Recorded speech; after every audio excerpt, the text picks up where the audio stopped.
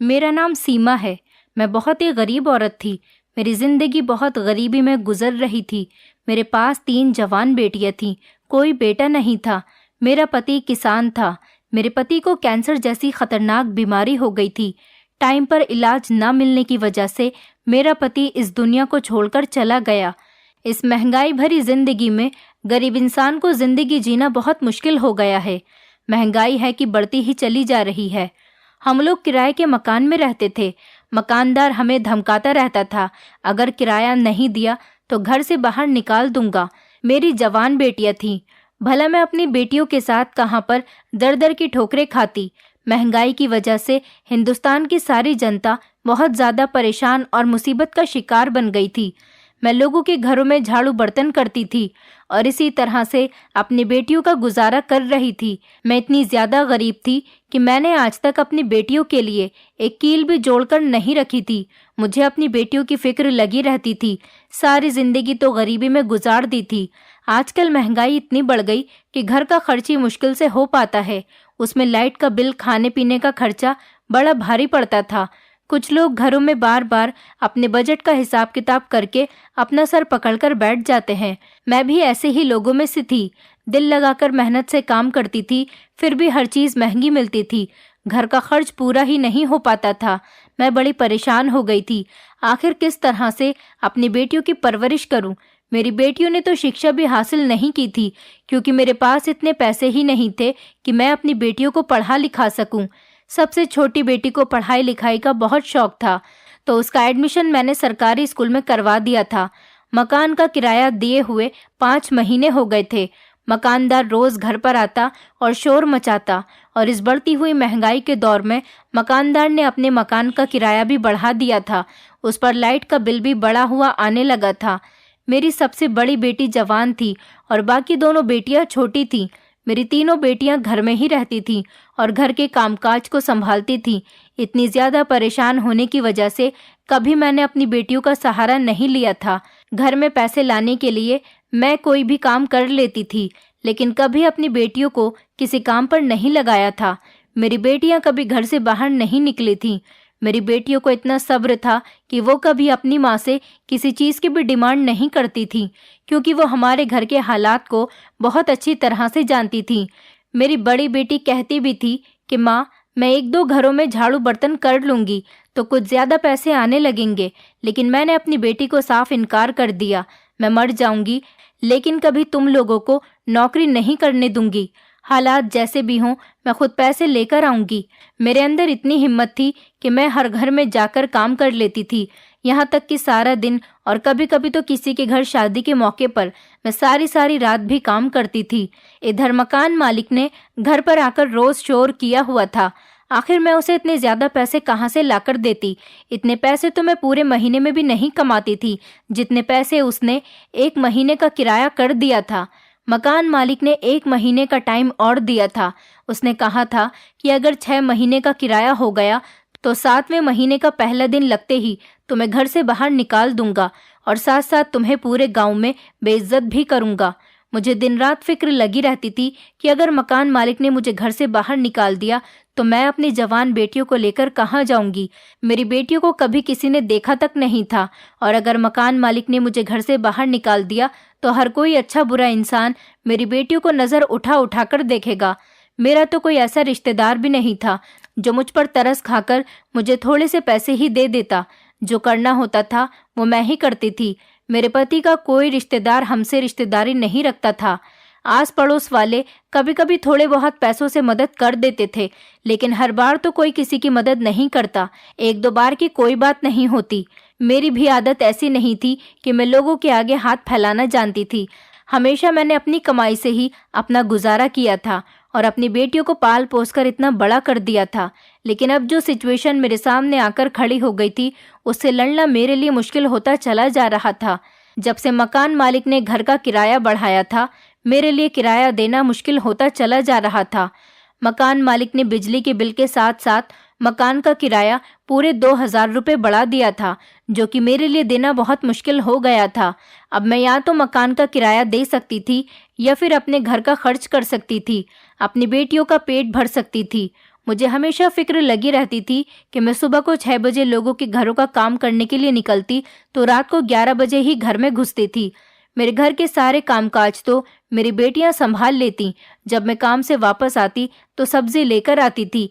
11 बजे घर में जाती और बेटी को सब्जी देती, तब जाकर वो खाना बनाती थी। इस बढ़ती हुई महंगाई की वजह से मेरा दिल करता था कि मैं खुद को जान से मार लूं, लेकिन जब मुझे अपनी मासूम बेटियों का ख्याल आता तो मैं यही सोचती कि मेरी इन बेटियों की क्या गलती है। आज मैं परेशान हो रही हूँ। मेरे जाने के बाद कल को ये मेरी मासूम बेटियां परेशान होंगी। इस बढ़ती हुई महंगाई ने गरीब इंसान को खुदकुशी करने पर मजबूर कर दिया। मैं क्या करती? मेरी तो कुछ भी समझ में नहीं आ रहा था। मुझे घर के खर्चे की टेंशन लगी रहती थी, अपनी बेटियों की शादी की फिक्र लगी रहती थी और इधर मकान का किराया देने की भी फिक्र लगी रहती थी, क्योंकि अगर मकान मालिक ने हमें इस घर से निकाल दिया तो इस पूरे गांव में हमारी बेइज्जती हो जाएगी। सारे गांव के लोगों को पता चल जाएगा कि किराया ना देने की वजह से मकान मालिक ने हमें घर से धक्के मारकर निकाल दिया। उसके बाद पूरे गांव में कोई भी हमें मकान किराए पर नहीं देगा और मैं ऐसी बेइज्जती बिल्कुल भी नहीं चाहती। मैं बस रोती रहती थी और लोगों के घरों पर काम करती रहती थी। मेरी तबीयत भी कुछ खराब सी रहने लगी थी, लेकिन इतनी ज़्यादा परेशानियां होने की वजह से मैंने अपनी तबीयत पर ज़्यादा गौर नहीं किया। जैसा भी हुआ, सिर्फ मुझे ज़िंदगी गुजारनी थी। बस हमेशा अपनी बेटियों की फिक्र लगी रहती थी, उनकी ज़िंदगी की फिक्र लगी रहती थी। मुझे अपनी ज़िंदगी की तो कोई फिक्र ही नहीं थी। मैं इन परेशानियों की वजह से अपना सर पकड़कर बैठ जाती थी। परेशानियों ने ही तो मुझे बहुत बड़ी मुसीबत में डाल दिया था। मेरे पास थोड़ा सा ही टाइम रह गया था। अब अगर इस बार मकान मालिक को पैसे नहीं मिलते तो वो हमें घर से निकाल देता। कोई ऐसा इंसान भी नहीं था जो हमारी मदद कर देता और बढ़ती हुई महंगाई पर तो हर तरफ से लोगों का शोर था। गांव के लोग बहुत ज़्यादा परेशान रहने लगे थे और सबसे ज़्यादा खराब जिंदगी तो हमारे गांव के गरीब लोगों की ही थी, जिनको इस गांव में समझाने वाला कोई नहीं था।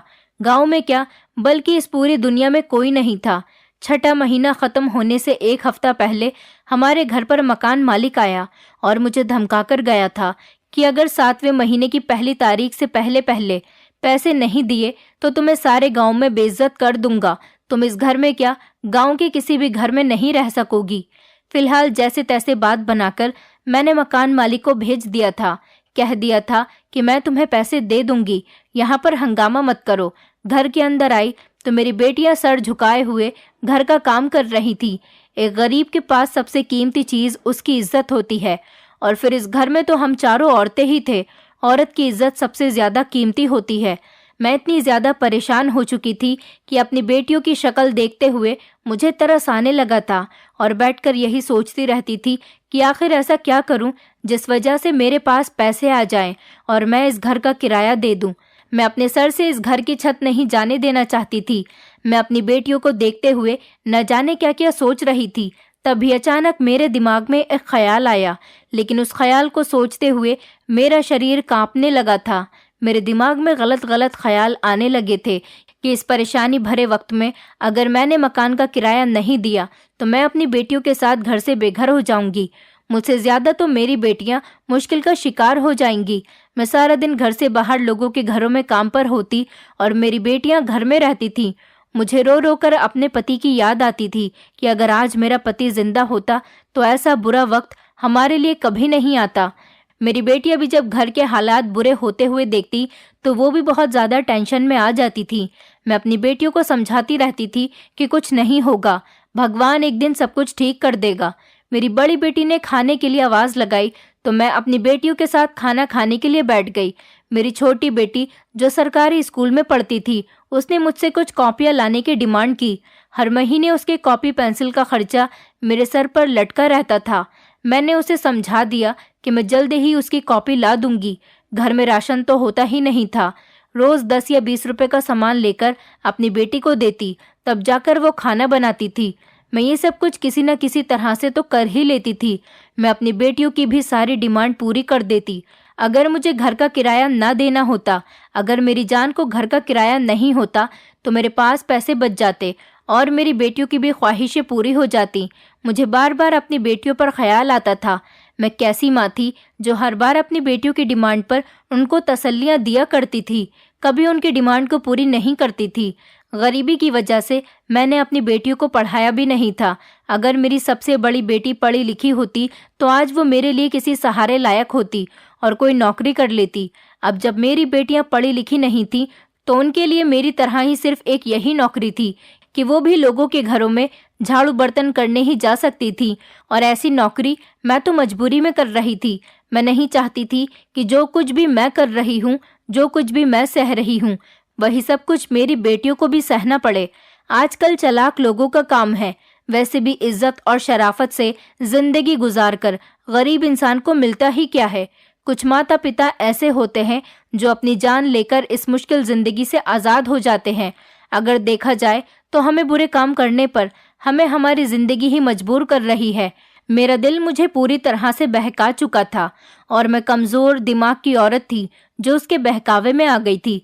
अभी मैं अपनी इस मजबूरी को मिटाने के लिए एक इतनी बड़ी गलती करने जा रही थी जिसके बारे में मैंने कभी अपनी ज़िंदगी में भी नहीं सोचा था। मेरी गलतियां अगर मेरी बेटियां सुनती तो शायद वो भी जीते जी मर जाती। सारे काम से निपटने के बाद मेरी बेटियां अपने कमरे में जाकर बिस्तर पर लेटकर सो गईं और मैं सोने के बजाय उन सब की गहरी नींद में जाने का इंतजार करने लगी। अब जब वो सो गईं तो मैं दबे पांव अपनी सबसे छोटी वाली बेटी के करीब चली गई। उसकी उम्र 15 साल थी। मैंने धीरे से अपनी बेटी को जगाया। जब वो जागी तो मुझे सवाल करने वाली नजरों से देखने लगी।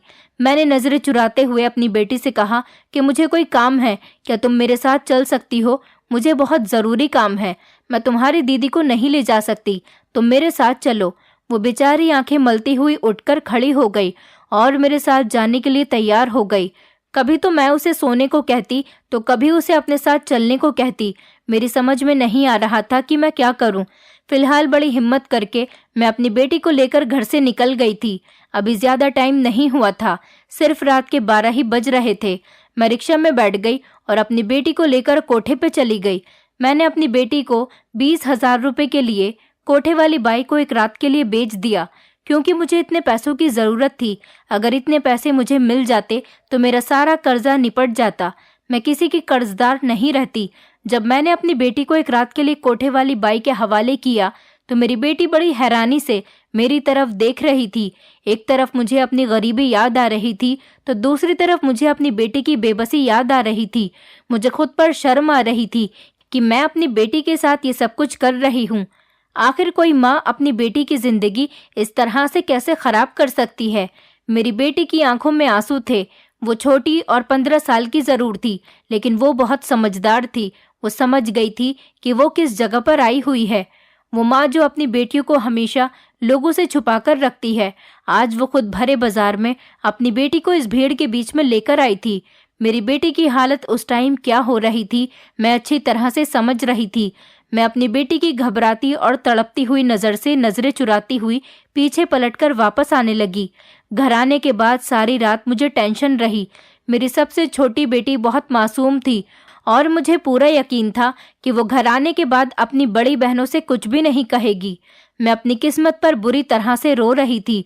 अगर आज मेरे आगे इतनी बड़ी मजबूरी ना होती तो कभी भी मैं ये कदम उठाने पर मजबूर ना होती। मुझे अपनी बेटी की बहुत याद आ रही थी और रह रहकर उसकी फिक्र हो रही थी। मुझे बार बार ये ख्याल आ रहा था कि जब सुबह को मेरी बेटी घर आएगी तो मैं अपनी बेटी से किस तरह से नज़र मिला पाऊंगी। वो मेरे बारे में क्या सोच रही होगी और इस वक्त उसकी हालत न जाने क्या हो रही होगी। मैं रोती चली जा रही थी। मेरा मन तो कर रहा था कि मैं मर जाऊं, क्योंकि लोगों ने मेरा जीना दुश्वार कर रखा था और मुझे अपनी बेटियों की बहुत फिक्र थी। मैं अपनी बेटियों को ऐसे बेसहारा छोड़कर नहीं जा सकती थी। उनके पिता तो पहले ही नहीं थे। अगर उनकी माँ भी उन्हें इस दुनिया में अकेला छोड़कर चली गई तो मेरी बेटियों को कौन समझेगा, उनका क्या होगा? मैं इस सिचुएशन में क्या करती? मैं खुद को जान से मार भी लेती। मेरे ख़त्म होने पर परेशानी तो हल नहीं होती, बल्कि मेरी बेटियां और ज़्यादा परेशान हो जाती। उनका कोई भाई और पिता भी नहीं था। मैं घर में अकेली थी जो कमाने जाती थी। अपनी बेटियों की ज़िंदगी ख़राब करने से बेहतर मैंने सिर्फ एक ही रास्ता निकाला था कि अपनी छोटी बेटी को एक रात के लिए बेच देती हूँ, जिससे मेरे पास कुछ पैसे आ जाएंगे और सब कुछ ठीक हो जाएगा। मैं चाहती तो अपना भी शरीर बेच सकती थी। आजकल ज़माना खूबसूरती के पीछे है। मैं खूबसूरत नहीं थी और फिर मेरी उम्र भी बहुत हो गई थी।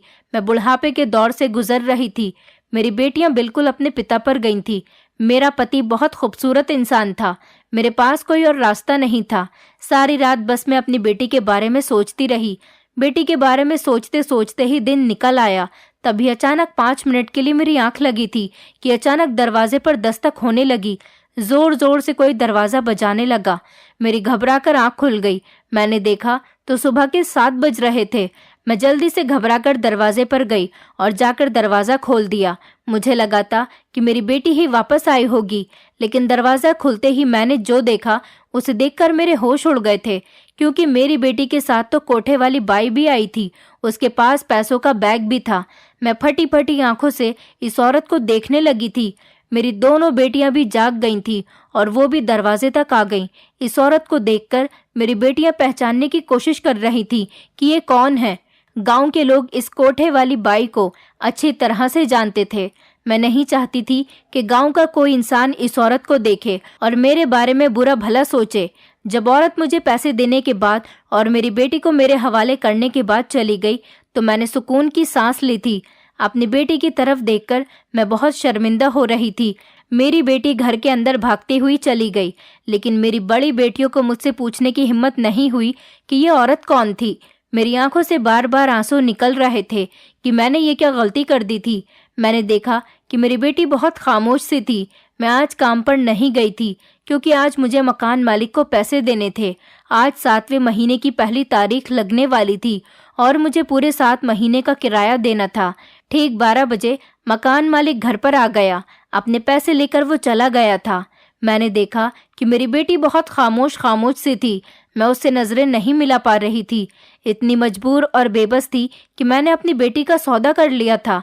एक रात के लिए उसे पैसों की खातिर बेच दिया था। मुझे लग रहा था कि कहीं मेरी छोटी बेटी अपनी दोनों बहनों को कुछ बता न दे। अगर उनको कुछ पता चल गया तो वो मुझ पर गुस्सा करेंगी। गुस्सा नहीं बल्कि बहुत बुरा भला भी कहेंगी। मगर मुझे तब हैरानी हुई जब सारा दिन गुजरने के बाद भी मेरी बेटियों ने मुझसे कुछ नहीं कहा, बल्कि खामोशी से अपना घर का काम करती रहीं। मैंने अपनी छोटी बेटी को देखा तो वो अपने कमरे में ही एक तरफ बैठी हुई थी। अपनी बेटी की तरफ से मेरा दिल बहुत डरने लगा था। बेचारी मेरी बेटी न जाने किस तकलीफ से गुजर कर आई थी, न जाने किस किस दरिंदे ने उसके साथ गलत किया होगा। मैं जानती थी कि वो इस रात को अपनी पूरी जिंदगी में कभी नहीं भूल पाएगी और शायद इस तकलीफ को बर्दाश्त करते हुए वो पागल हो जाएगी।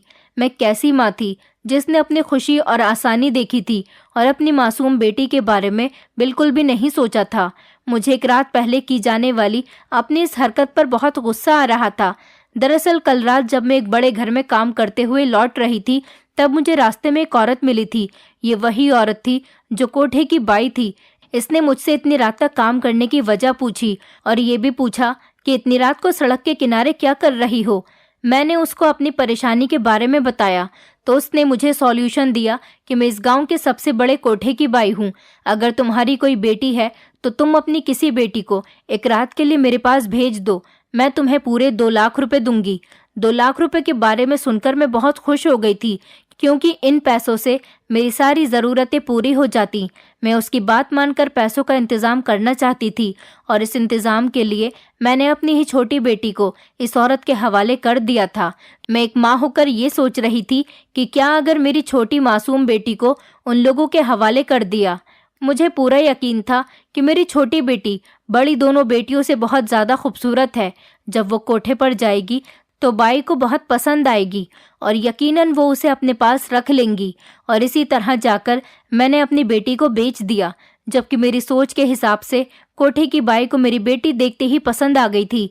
मगर एक पूरी रात के बाद सुबह जब मेरी बेटी घर पर आई तो वो बाई भी उसके साथ हमारे घर पर आई। उसने कुछ पैसे तो मुझे पहले ही दे दिए थे। उस बाई की नज़र मेरी दोनों जवान बेटियों पर भी चली गई थी और वो जाते हुए मुझसे कहकर गई थी कि अगर पैसों की ज़रूरत हो तो अपनी दोनों बड़ी बेटियों को भी मेरे पास भेज देना। मेरी बेटियां भी उस औरत को गौर गौर से देख रही थी जिसके साथ उनकी छोटी बहन आई थी।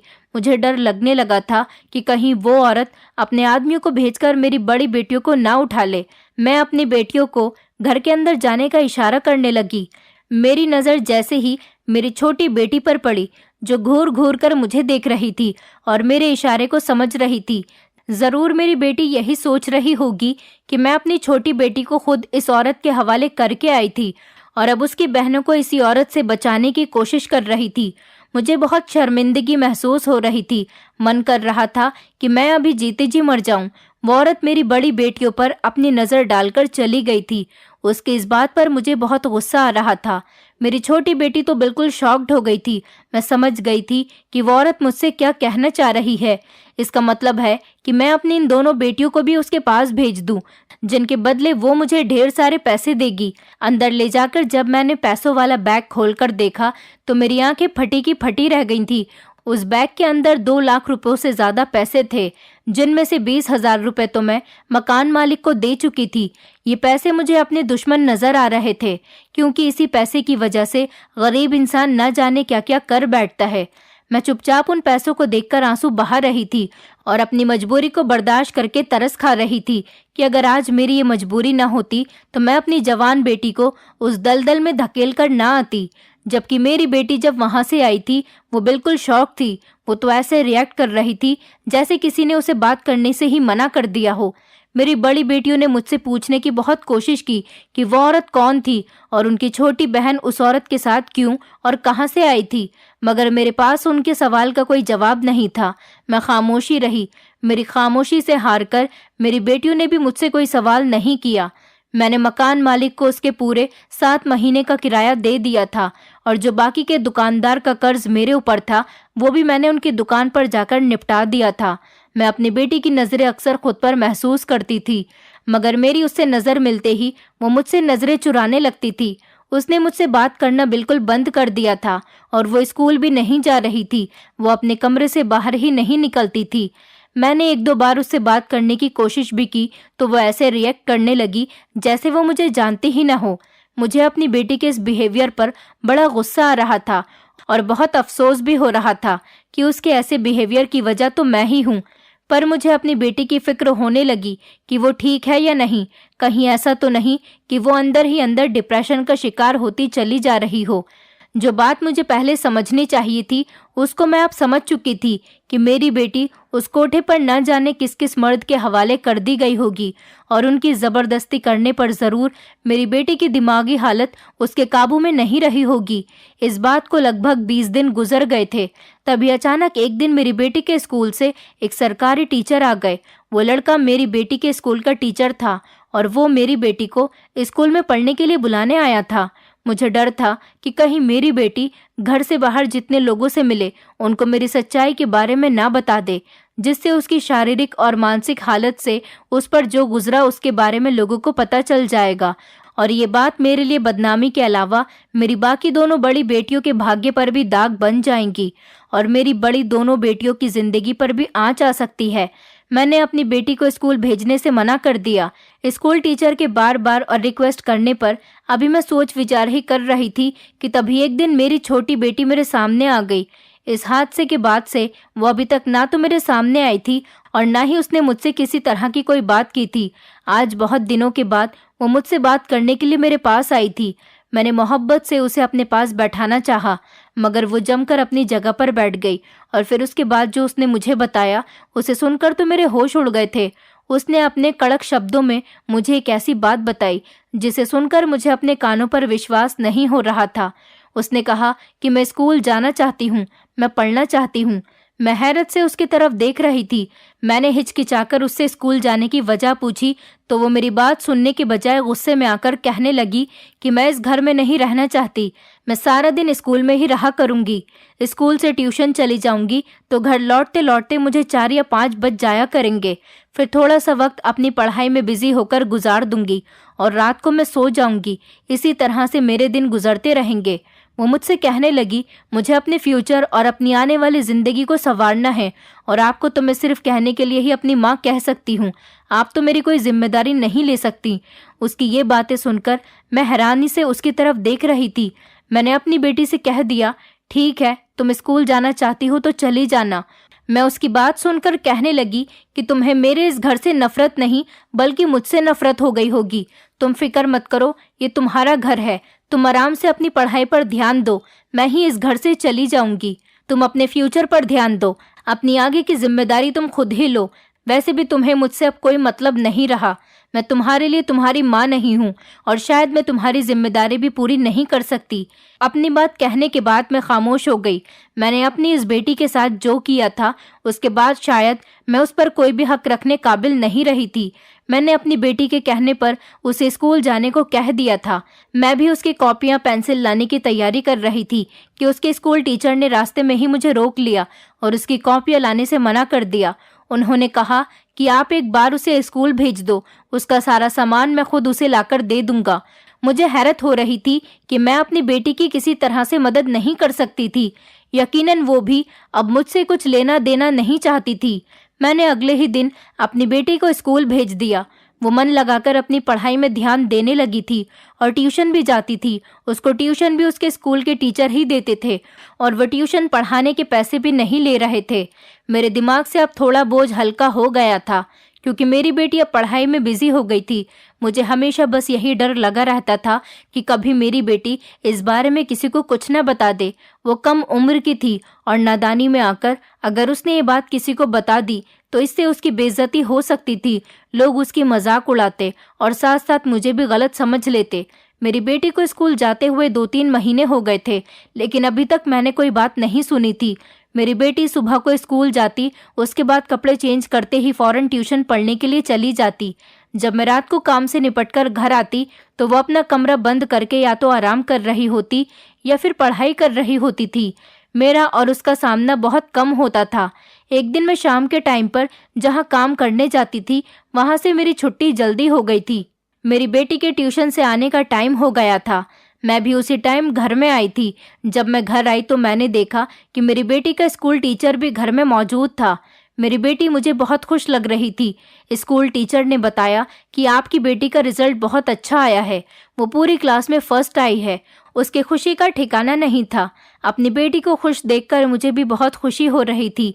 मेरी बेटी अपनी बहनों के साथ कमरे में चली गई, जबकि उसका स्कूल टीचर मेरे पास बैठकर बातें कर रहा था और बातें करते करते उन्होंने एक ऐसी बात मुझे बताई जिसे सुनकर मेरे होश उड़ गए। वो मुझसे कहने लगा कि आप परेशान मत हो, क्योंकि मैं आपकी परेशानी की वजह जानता हूँ। मैं जानता हूँ कि आपने अपनी बेटी के साथ क्या किया था और किसी मजबूरी में किया था। ये सब सुनकर तो मेरी आंखें शर्म से झुक गईं। मैं हैरान रह गई थी और मेरा दिल बहुत घबरा रहा था। मैं समझ गई थी कि मेरी बेटी ने अपने स्कूल टीचर को सब कुछ बता दिया। वो बेचारा मेरे बारे में क्या सोच रहा होगा कि मैंने अपनी ही बेटी को दूसरों के हवाले कर दिया। मैं शर्म से पानी पानी हो रही थी, मगर जो बात मुझे स्कूल टीचर ने बताई उसे सुनकर तो मुझे एक जोरदार झटका लगा था।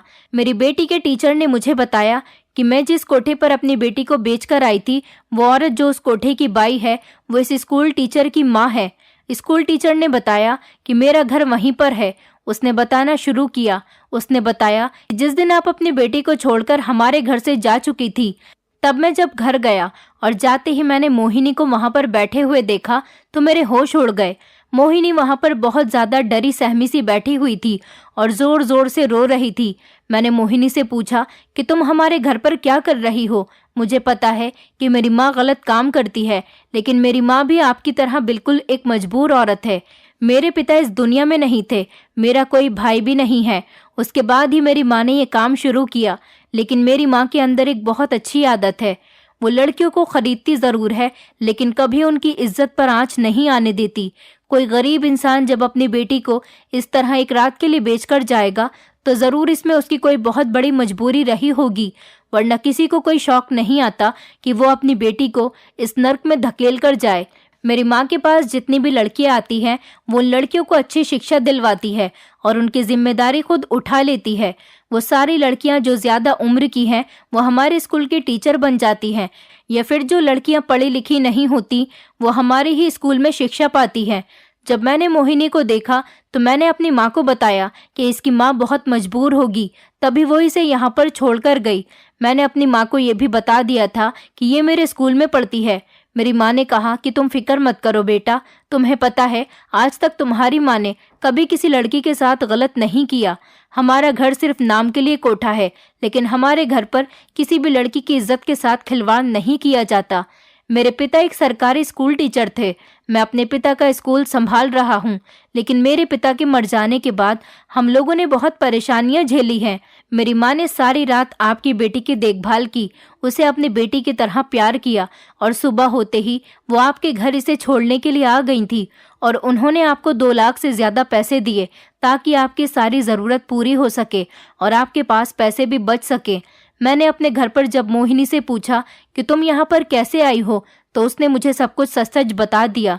ये सुनकर मुझे बहुत अफसोस हुआ था कि एक माँ अपनी बेटी को ऐसे छोड़कर कैसे जा सकती है, लेकिन मैं और मेरी माँ अच्छी तरह से समझ गए थे कि ज़रूर आपकी कोई बड़ी मजबूरी रही होगी, तभी आप अपनी बेटी को हमारे घर छोड़कर आईं। आप ही नहीं बल्कि ऐसे न जाने कितने लोग हमारे घर आते हैं जो लड़कियों को किडनैप करके हमारे पास बेच जाते हैं।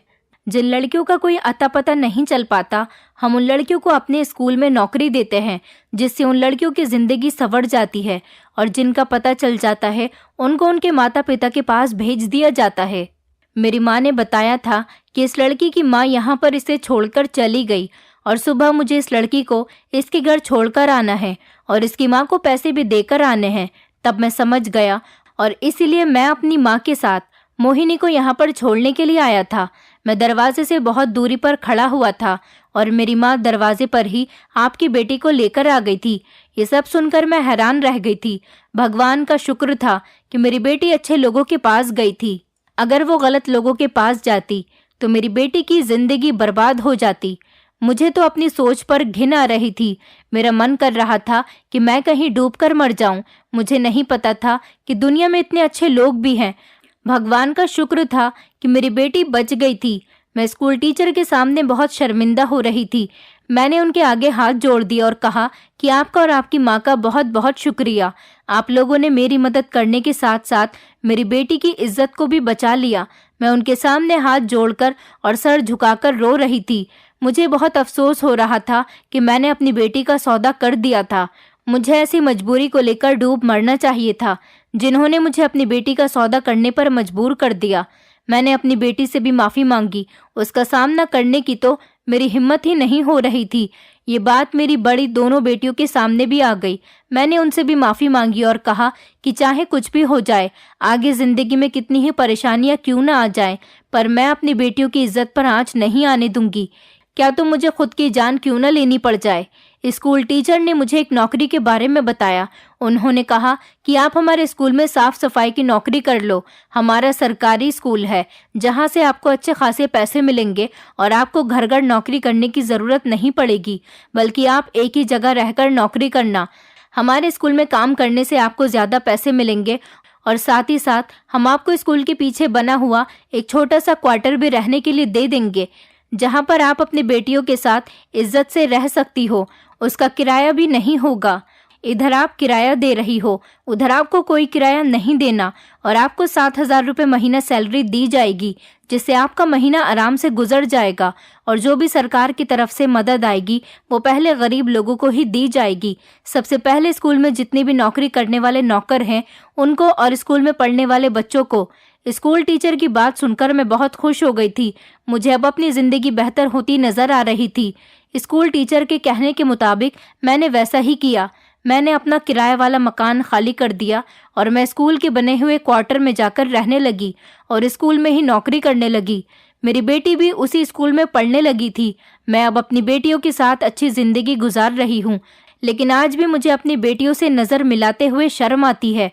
मुझे खुद से नफरत होने लगती है कि मेरे दिमाग में अपनी बेटी के लिए इस तरह की सोच कैसे आ गई थी।